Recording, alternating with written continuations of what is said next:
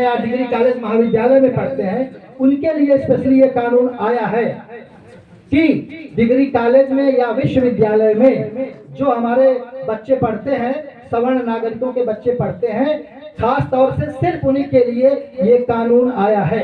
उसमें ये व्यवस्था की गई है कि एससी एसटी या ओबीसी को पहली बार जोड़ दिया गया है। ये भी एक बड़ी विडंबना है। अभी तक तो एससी एसटी से ही हम जो है मुकाबला करते थे, अब ओबीसी को भी उसमें जोड़ दिया गया है। मतलब हमको डराने के लिए ओबीसी को भी एससी एसटी के साथ जोड़ दिया गया है। अर्थात एससी एसटी या ओबीसी का कोई भी लड़का या लड़की अगर शिकायत कर देगी सवर्ण नागरिकों के बच्चों के खिलाफ, तो उनको तुरंत जो है उनके खिलाफ एफआईआर होगा और जैसी धारा होगी या जैसा अपराध होगा उस हिसाब से वो जेल चले जाएंगे। अब सोचिए, और एक समिति बनाई जाएगी जिसकी जांच कौन करेगा? उसमें सिर्फ एससी एसटी और ओबीसी तथा विकलांग कोटे के ही सदस्य होंगे जो जांच करेंगे। उसमें सवर्ण का कोई भी सदस्य नहीं होगा। मतलब जो जांच कमेटी है उसमें भी आपका कोई मेंबर नहीं है। तो उस लड़का लड़की या उस छात्र छात्रा के खिलाफ जो शिकायत दर्ज कराई जाएगी उसका निर्णय भी वही लोग देंगे। वही ओबीसी के लोग, वही एससी एसटी के लोग वही निर्धारित करेंगे कि इन्होंने अपराध किया है कि नहीं। तो आप सोचिए वो कैसे निर्धारण करेंगे? मतलब आपके पास कोई अधिकार नहीं है अपनी सफाई देने का। और ये भी है पुराने सेक्शन में, यद्यपि 2012 में ये सेक्शन था, लेकिन उसमें एक धारा ये भी थी कि अगर कोई गलत शिकायत करेगा तो उसको भी सजा का प्रावधान उसके लिए किया गया था कि उसको जेल होगी। उस प्रावधान को बड़ी चतुराई से हटा दिया गया और एक तरफा ये बता दिया गया कि कोई भी सवर्ण लड़के छात्र छात्रा के खिलाफ शिकायत करेगा तो वो कमेटी जांच करेगी जिसमें कोई भी सवर्ण नागरिक नहीं है, मेंबर नहीं है, और उसी आधार पर उसके खिलाफ कार्रवाई होगी। मतलब उसको अपने बचाव में भी कोई अधिकार नहीं है। तो आप सोचिए आपके बच्चे कैसे सुरक्षित रहेंगे। अभी तक हम लोग जो एससी एसटी एक्ट झेल रहे हैं ये सोचकर शांत रह जाते थे कि चलो इससे हम ही लोग प्रभावित हैं, हम अपने बच्चों को बाहर भेज रहे हैं पढ़ने के लिए कि बच्चों के ऊपर कोई आंच न आए। लेकिन अब कैसे बचेंगे? अब तो हम स्कूल में भेजेंगे तो हमेशा डर लगा रहेगा कि वही एससी एसटी एक्ट जो है हमारे बच्चों के ऊपर लग जाएगा। तो हम अपने बच्चों की तरफ से भी अब सुरक्षित नहीं रह गए और हमेशा आशंका में जीना पड़ेगा कि हमारे उन बच्चों के ऊपर कभी मुकदमा न दर्ज हो जाए, और होगा ही। तो इस प्रकार से ये कानून कितना खतरनाक है कि कोई भी एक धारा उसमें नहीं है जिससे आप बच सकें। तो अब उस विद्या के मंदिर को राजनीति का अखाड़ा बनाया जा रहा है और युद्ध का मैदान बनाया जा रहा है। ये भेदभाव का बहुत बड़ा माहौल बनाकर हमें प्रताड़ित किया जा रहा है। और ऐसा भी कभी कानून बनता है कि जिसमें एक तरफा एक ही व्यक्ति को मुजरिम बना दिया जाए और एक तरफा एक समाज को पीड़ित शोषित बना दिया जाए। मतलब इस कानून के द्वारा सवर्ण बच्चों को सीधे सीधे अपराधी घोषित कर दिया गया है और बैकवर्ड और एससी एसटी को सीधे सीधे पीड़ित बता दिया गया है और हमको अपराधी बिना किसी अपराध के जन्मजात अपराधी घोषित कर दिया गया है। तो आप कल्पना कर सकते हैं कि कितना गंभीर और खतरनाक कानून है।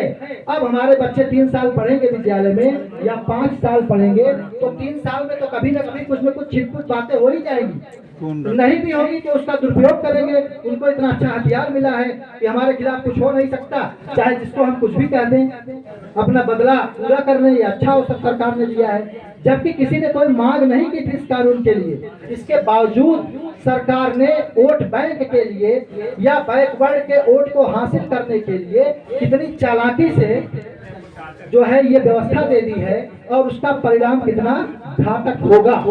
तो यही है यूजीसी कानून जो हमारे बच्चों के भविष्य को बर्बाद कर देगा।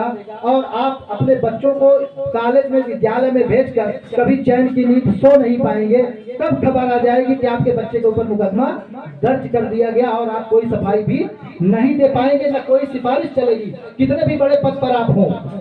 भाजपा सरकार कभी अपने इस कार्यकर्ताओं के संकट को कभी नहीं सुनती, क्योंकि वो इतना मदान्ध हो गई है सत्ता का सुख भोगते भोगते उसके ऊपर सत्ता का नशा इतना सवार हो गया है कि अब हकीकत नहीं दिखाई दे रही है कि हमको जिन्होंने पैदा किया है हम उन्हीं को नष्ट कर देंगे। तो हमारे साथियों जो यहाँ पर उपस्थित हैं, आप जानिए कि आपके बच्चों के लिए एक इतना खतरनाक कानून लाया गया है। अफसोस होता है कि जो उसको बना रहे हैं तनिक भी नहीं सोचते कि ये भी कोई कानून है कि जहाँ पर इतना बड़ा भेदभाव बना कर दिया जाए, एक तरफा किसी को बता दिया जाए कि आप अपराधी। भाई गुनाह कोई भी कर सकता है। आरक्षण देकर आपने चलो हमारी योग्यता छीन ली, अब आप हमारी जो है सामाजिक स्वतंत्रता को भी छीन रहे हैं, हमको अपराधी बना रहे हैं। संविधान ने खाली आरक्षण की व्यवस्था की थी ना, वो भी 10 साल के लिए, और आपने उसको तमाम स्तरों पर उस आरक्षण को क्यों बढ़ा दिया? तमाम स्तरों पर आरक्षण को बढ़ाते जा रहे हैं। फिर ये संविधान ने कहा था कि ऐसा कानून बनाइए कि जो सवर्ण वाले सब अपराधी होते हैं, ये हमेशा मारते पीटते हैं बैकवर्डों को। तो कोई एक दो घटनाएं अगर हो भी जाती है तो क्या उसको आधार बना के इतना बड़ा कानून बनाया जाना चाहिए? और वो भी भाजपा के द्वारा, जिसको हम लोग अपना रक्षक मानते हैं, संरक्षक मानते हैं, जिसको देश के लिए हम बहुत महत्वपूर्ण मानते हैं, हर हर मोदी करते रहते हैं, हमने भी किया है। लेकिन जैसे ही परसों मैंने इस कानून को गंभीरता से पढ़ा, मैंने तुरंत मोदी को जो है, मोदी से उसी दिन परसों से मुझे नफरत हो गई और मैंने तुरंत निर्णय लिया कि अब मोदी सरकार को कभी वोट दूंगा नहीं, और भाजपा को भी जो भी इसके समर्थन में आएगा हम उसका बहिष्कार करेंगे। क्योंकि मैं भी बहुत मोदी के लिए लड़ता था, संघर्ष करता था, लेकिन परसों से मोदी हमारे दिल से उतर गए और आपके भी दिल से उतर जाएंगे जब उस यूजीसी की गंभीरता को आप देखेंगे। क्योंकि हमारा बच्चा ही सुरक्षित नहीं रहेगा, हम जीते किस लिए हैं? हम समाज में क्यों रहते? अपने बच्चों की पढ़ाई लिखाई के लिए, उनका भविष्य तैयार करते हैं, अब उस भविष्य को भी नष्ट कर दिया गया है। तो इस प्रकार से इतना घातक कानून आया है, ये रॉलोटेक्स से भी ज्यादा खतरनाक है और ये हमारे सवर्णों के भविष्य के साथ पूरी तरह से खिलवाड़ है, एक तरह से हमारे अस्तित्व के साथ बहुत घिनौना मजाक है। तो हमें इसका विरोध करना चाहिए और ये सभी से जुड़ा हुआ है, कोई इसमें चतुराई से बच नहीं सकता कि हम इससे प्रभावित नहीं हैं। इसमें जितने भी सवर्ण के लोग हैं सबके बच्चे पढ़ते हैं और सबको इस काले कानून का खामियाजा किसी न किसी दिन भुगतना पड़ेगा यदि इसे वापस नहीं किया गया तो ये सब तमाम उसमें कमियां हैं। कमियां क्या, ये बहुत ब्लंडर मिस्टेक है सरकार की और जानबूझकर ये प्रायोजित है। जो सवर्णों को एकदम साइड लाइन करने के लिए किया गया है, उसको लगता है कि ये 20% है, इनका वोट अब निर्णायक नहीं है। अरे तुम बैकवर्ड का वोट ले लोगे तो अखिलेश जी क्या करेंगे और भी हमारी पार्टियां क्या करेगी? तुम सबका वोट ले लोगे, SC ST बैकवर्ड का। तुम इतने चतुर हो गए हो कि सवर्णों को इग्नोर करके उन्हीं के बल पर सरकार बनाओगे।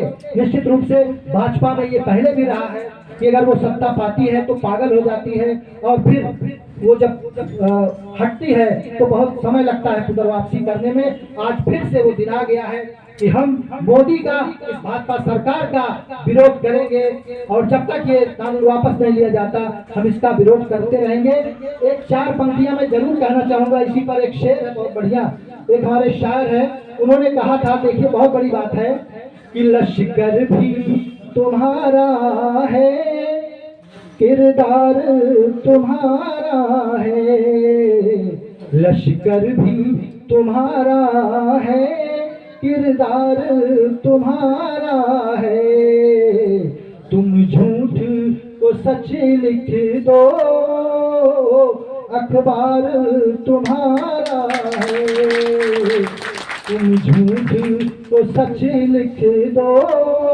अखबार तुम्हारा है।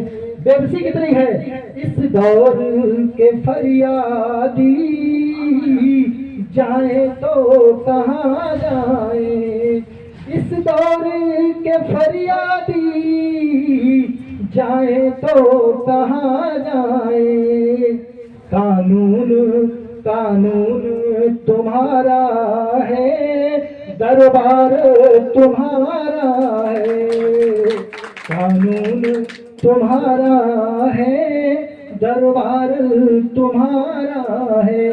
तो ये स्थिति है, आपका ही कानून है, आपका ही दरबार है, आपका ही अखबार है, आपकी ही मीडिया। तो ये बड़ी विषम स्थिति हमारे सामने है और इसका विरोध हमें करना चाहिए।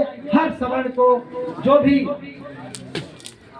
अपने अंदर स्वाभिमान महसूस करता है उसको इस बिल का विरोध करना चाहिए और इसके बाद धीरे धीरे आरक्षण का विरोध तो करना ही है। लेकिन इस जो नया नया जहर पीने के लिए हमको दिया गया है, इस जहर को हमें वापस उन्हीं के पास भेजना है ताकि हमारी ये पीढ़ी, हमारा वर्तमान समाज जो है फिर से एक बार चैन की सांस ले सके। तो इन्हीं बिंदुओं पर आज चर्चा होनी है, मंथन होना है। रायबरेली की टीम जिसकी प्रतीक्षा चल रही थी वो परिसर में आ चुकी है और हम लोग उनका स्वागत करने के लिए तैयार हैं। उनके आने पर यह कार्यक्रम फिर से और गति पकड़ेगा।